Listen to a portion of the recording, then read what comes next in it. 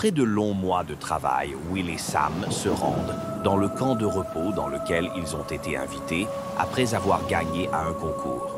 Même s'ils ne se souvenaient pas avoir participé à un concours, Will et Sam étaient trop impatients de changer d'air pour se soucier de quel concours il s'agissait. La seule chose qui les préoccupait était de découvrir ce fameux camp de repos dans lequel ils étaient invités. Arrivés au camp, ils étaient surpris car cela ressemblait pas à ce qu'ils s'imaginaient. Ils étaient étonnés de ne se retrouver avec moins de 10 personnes. Drôle de camp. On dirait juste des cabanes perdues au milieu des bois. C'est vrai que ça ne ressemble pas à un camp de vacances. Bonjour, bienvenue au camp de la vallée de la forêt. Ici, comme vous l'avez compris, c'est un camp fait pour se reposer au calme, loin de tout. C'est pour ça que vous venez tous de très loin pour vous reposer. C'est normal que l'on soit aussi peu nombreux? Je m'attendais à ce que l'on soit un peu plus. Je comprends votre étonnement, mais ici l'objectif est de se reposer. Il est donc préférable d'être en petit nombre pour se reposer un maximum. Sam et Will n'étaient pas convaincus. Ils se retrouvaient dans un camp lugubre avec moins de 10 autres personnes qui venaient également de très loin et ils trouvaient ça étrange. Je vais vous accompagner jusqu'à votre cabane. Suivez-moi. Quelles sont les activités praticables dans le camp? Vous pouvez faire de la méditation pour vous relaxer, de la marche en forêt pour vous dégourdir les jambes. Il n'y a pas d'autres activités? Pas de possibilité d'aller se baigner quelque part? Ou des sorties particulières? Ne vous en faites pas, une activité surprise vous sera révélée bientôt. Vous ne le regretterez pas. Une activité surprise? Oui, c'est une sorte de rite qui se faisait il y a des centaines d'années. Je pense que le remettre au goût du jour pourrait servir, c'est pour ça que vous êtes tous là. Une activité liée à l'histoire de la région, ça peut être sympa. Oui, je suis curieuse de découvrir de quoi il s'agit. Je suis sûr que ça vous plaira. Même si jusqu'à présent ils n'avaient pas été convaincus, Sam et Will se dirent que finalement ça pourrait ne pas être si mal. Plus tard le soir, l'animateur réunit tout le monde autour du feu. Je vous ai réunis ce soir afin de vous proposer une activité nocturne. C'est un rite qui se faisait il y a des centaines d'années dans la région. Le but de cette activité sera de retrouver des pierres gravées de symboles placés à différents endroits de la forêt. Une fois trouvées, on en fait quoi? Vous les prenez avec vous et vous cherchez les autres si elles n'ont pas été prises.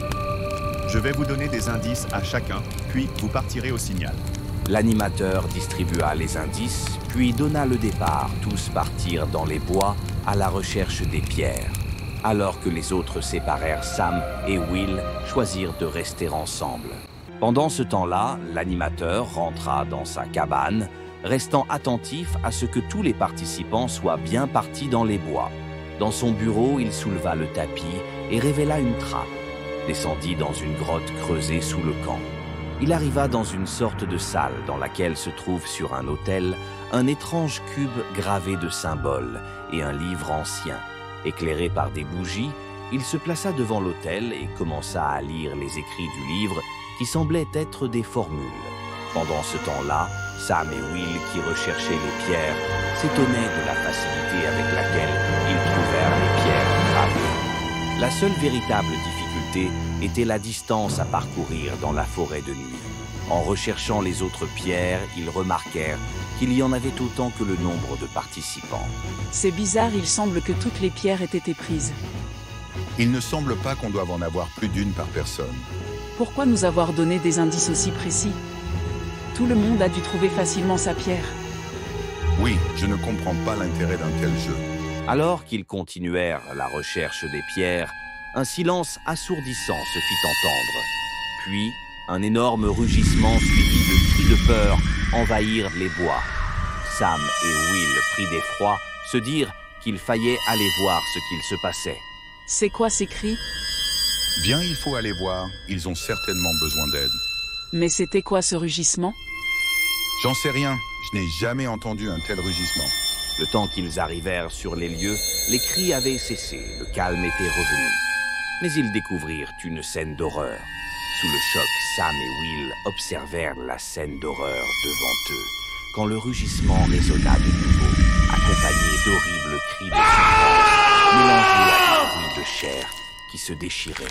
Vite, il faut retourner au camp prévenir le gérant. Ça se rapproche. Il faut appeler des secours.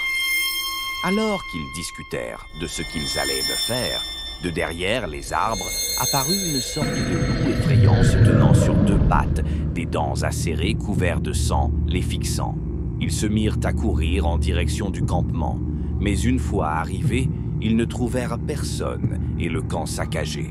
Entrant dans la cabane de l'animateur, ils virent la trappe qui descendait dans une grotte sous le camp. Étonnés, ils descendirent, se demandant ce qu'il pouvait bien y avoir dans cette grotte et si l'animateur serait là. Sam et Will découvrirent la salle avec l'autel, le cube de symboles gravés et le livre ancien. Ils comprirent que quelque chose de sombre se passait ici. Mais en relevant les yeux, ils virent la bête des bois devant eux. Elle attaqua. De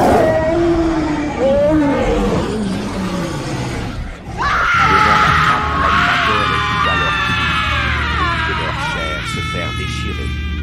Se félicitant d'avoir accompli le rituel, en voyant la bête sortir, il comprit trop tard.